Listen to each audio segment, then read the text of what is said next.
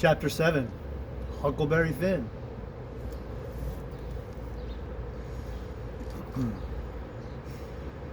Get up! What you about? I opened my eyes and looked around, trying to make out where I was. It was after sunup and I had been sound asleep. Pap was standing over me, looking sour and sick too. He says, "What you doing with that gun?" I judged he didn't know nothing about what he had been doing, so I says, "Somebody tried to get in, so I was laying for him." "Why didn't you roust me out?" "Well, I tried to, but I couldn't. I couldn't budge you." "Well, all right, don't stand there palavering all day. Be out with you and see if there's a fish on the lines for breakfast. I'll be along in a minute." He unlocked the door and I cleared out, up the riverbank. I noticed some pieces of limbs and such things floating down, and a sprinkling of bark. So I knowed the river had begun to rise.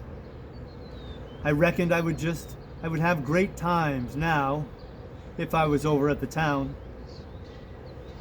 The June rise used to be always luck for me, because as soon as that rise begins, here comes cordwood floating down, and pieces of log rafts, and sometimes a dozen logs together. So all you have to do is catch them and sell them to the wood yards and the sawmill. I went along up the bank with one eye out for Pap and t'other one out for what the rise might fetch along. Well, all at once, here comes a canoe. Just a beauty, too. About 13 or 14 foot long, riding high like a duck. I shot head first off the bank like a frog, clothes and all on, and struck out for the canoe. I just expected there'd be somebody lying down in it, because people often done that to fool folks. And when a chap had pulled a skiff out, most to it, they'd raise up and laugh at him. But it weren't so this time. It was drift canoe, sure enough, and I clumb in and paddled her ashore. Thinks I, the old man will be glad when he sees this. She's worth $10. But when I got to shore, Pap wasn't in sight yet. And as I was running her into a little creek like a gully, all hung over with vines and willows, I struck another idea. I judged I'd hide her good, and then, instead of taking to the woods when I run off, I'd go down the river about 50 mile and camp in one place for good, and not have such a rough time tramping on foot. I was pretty close to the shanty, and I thought I heard the old man coming all the time. But I got her hid, and then I out and looked around a bunch of willows. And there was the old man down the path a piece, just drawing a bead on a bird with his gun. So he hadn't seen anything. When he got along, it was hard. I was hard at it, taking up a trot line.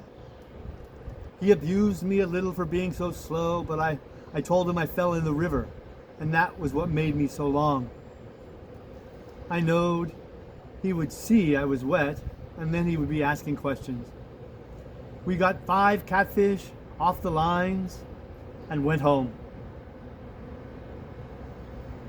While we laid off after breakfast to sleep up, both of us being about worn out, I got to thinking that if I could fix up some way to keep Pap and the widow from trying to follow me, it would be a certainter thing than trusting to luck to get far enough off before they missed me.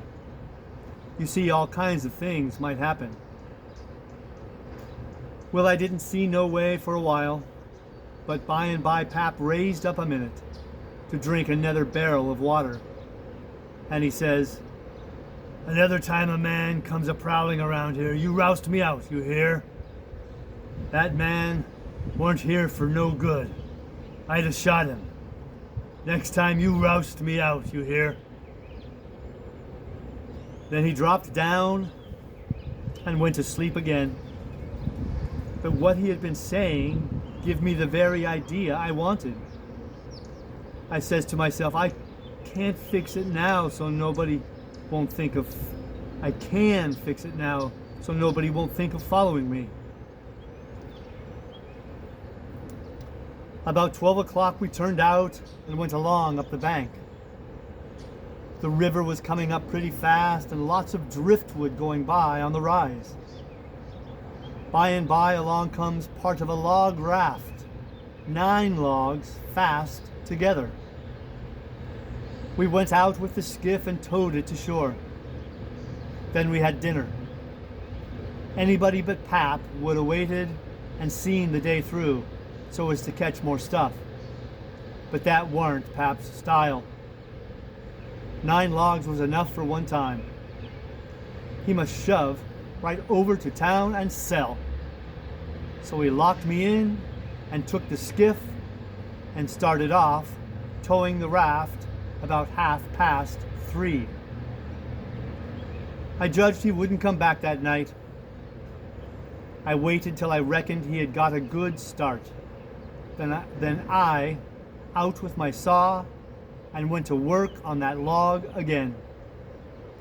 Before he was t'other side of the river, I was out of the hole. Him and his raft was just a speck on the water away off yonder. I took the sack of cornmeal and took it to where the canoe was hid, and shoved the vines and branches apart and put it in. Then I done the same with the side of bacon, then the whiskey jug. I took all the coffee and sugar there was, and all the ammunition. I took the wadding. I took the bucket and gourd.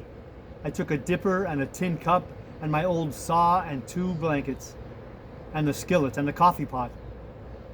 I took fish lines and matches and other things, everything that was worth a cent. I cleaned out the place. I wanted an axe, but there wasn't any. Only the one out at the woodpile, and I knowed why I was going to leave that. I fetched out the gun, and now I was done. I had wore the ground a good deal, crawling out of the hole and dragging out so many things. So I fixed that as good as I could from the outside by scattering dust on the place, which covered up the smoothness and the sawdust. Then I fixed the piece of log back into its place and put 2 rocks under it and one against it to hold it there, for it was bent up at that place and didn't quite touch the ground. If you stood 4 or 5 foot away and didn't know it was sod, you wouldn't ever notice it. And besides, this was the back of the cabin, and it weren't like anybody would go fooling around there. It was all grass clear to the canoe, so I hadn't left the track. I followed around to see. I stood on the bank and looked out over the river, all safe. So I took the gun and went up a piece into the woods and was hunting around for some birds, when I see a wild pig. Hogs soon went wild in them bottoms after they had got away from the prairie farms. I shot this fellow and took him into camp. I took the axe and smashed in the door. I beat it and hacked it considerable for doing it. I fetched the pig in and took him back nearly to the table and hacked into his throat with the axe and laid him down on the ground to bleed. I say ground because it was ground, hard packed and no boards. Well, next I took an old sack and put a lot of big rocks in it, all I could drag, and I started it from the pig and dragged it to the door and through the woods down to the river and dumped it in, and down it sunk out of sight. You could easily see that something had been dragged over the ground. I did wish Tom Sawyer was there. I knowed he would take an interest in this kind of business and to throw in the fancy touches. Nobody could spread himself like Tom Sawyer in such a thing as that. Well, at last I pulled out some of my hair and bloodied the axe good and stuck it on the backside and slung the axe in the corner. Then I took up the pig and held him to my breast with my jacket so he couldn't drip. Till I got a good piece below the house and then dumped him into the river. Now I thought of something else. So I went and got the bag of meal and my old saw out of the canoe and fetched them to the house. I took the bag to where it used to stand and ripped a hole in the bottom of it with the saw, for there weren't no knives and forks on the place. Pap done everything with his clap knife about the cooking. Then I carried the sack about 100 yards across the grass and through the willows east of the house to a shallow lake that was 5 miles wide and full of rushes, and ducks too, you might say, in the season. There was a slough or a creek leading out of it on the other side that went miles away. I don't know where, but it didn't go to the river. The meal sifted out and made a little track all the way to the lake. I dropped Pap's whetstone there too, so as to look like it had been done by accident. Then I tied up the rip in the meal sack with a string so it wouldn't leak no more, and took it and my saw to the canoe again. It was about dark now, so I dropped the canoe down the river under some willows that hung over the bank and waited for the moon to rise. I made fast to a willow. Then I took a bite to eat, and by lay down in the canoe to smoke a pipe and lay out a plan. I says to myself, they'll follow the track of that sack full of rocks to the shore and then drag the river for me. And they'll follow the meal track to the lake and go browsing down the creek that leads out of it to find the robbers that killed me and took the things. They won't ever hunt the river for anything but my dead carcass. They'll soon get tired of that and won't bother no more about me. All right, I can stop anywhere I want to. Jackson's Island is good enough for me. I know that island pretty well, and nobody ever comes there. And then I can paddle over to town nights and slink around and pick up things I want. Jackson's Island's the place. I was pretty tired, and the first thing I knowed, I was asleep. When I woke up, I didn't know where I was for a minute. I sat up and looked around, a little scared. Then I remembered. The river looked miles and miles across. The moon was so bright I could have counted the drift logs that went a-slipping along, black and still, hundreds of yards out from shore. Everything was dead quiet, and it looked late and smelt late. You know what I mean. I don't know the words to put it in. I took a good gap and a stretch and was just going to unhitch and start when I heard a sound away over the water. I listened. Pretty soon I made it out. It was that dull kind of a regular sound that comes from oars working in rowlocks when it's still night. I peeped out through the willow branches, and there it was, a skiff, away across the water.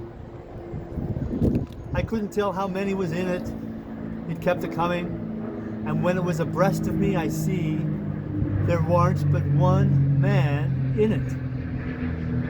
Thinks I, maybe it's Pap, though I warn't expecting him. He dropped below me with the current, and by he comes a-swinging up shore in the easy water, and he went by so close I could have reached out the gun and touched him. Well, it was Pap, sure enough. and sober, too, by the way he laid to his oars. I didn't lose no time.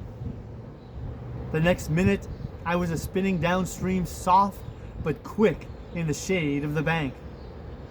I made 2.5 miles and then struck out 1/4 mile or more towards the middle of the river. Pretty soon I would be passing the ferry landing, and people might see me and hail me. I got out amongst the driftwood and then laid down in the bottom of the canoe and let her float. I laid there and had a good rest and a smoke out of my pipe, looking away into the sky. Not a cloud in it. The sky looks ever so deep when you lay down on your back in the moonshine. I never noted it before. And how far a body can hear on the water such nights. I heard people talking at the ferry landing. I heard what they said, too, every word of it. One man said it was getting towards the long days and the short nights now. T'other one said this weren't one of the short ones, he reckoned. And then they laughed, and he said it over again, and they laughed again. Then they waked up another fellow and told him, and he laughed. But he didn't laugh. He ripped out something brisk and said, "Let him alone." The first fellow said, "He loathed to tell it to this old woman. She would think it was pretty good." But he said that weren't nothing to some things he had said in his time.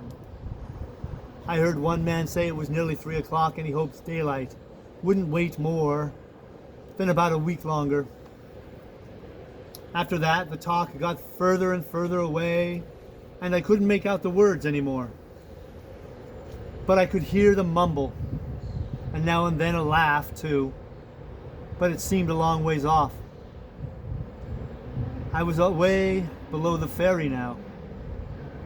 I rose up, and there was Jackson's Island, about 2.5 miles down the stream, heavy timbered and standing up out of the middle of the river, big and dark and solid, like a steamboat without any lights. There weren't any signs of the bar at the head. It was all underwater now. It didn't take me long to get there. I shot past the head at a ripping rate. The current was so swift, and then I got into the dead water and landed on the side towards the Illinois shore. I run the canoe into a deep dent in the bank that I knowed about. I had to part the willow branches to get in, and when I made fast, nobody could have seen the canoe from the outside. I went up and sat down on a log at the head of the island and looked out on the big river and the black driftwood and away over to the town, 3 miles away, where there was 3 or 4 lights twinkling. A monstrous big lumber raft was about a mile upstream, coming along down, with a lantern in the middle of it. I watched it come creeping down, and when it was most abreast of where I stood, I heard a man say, "Stern oars there! Leave her head to starboard!" I heard that just as plain as if the man was by my side. There was a little gray in the sky now, so I stepped into the woods and laid down for a nap before breakfast.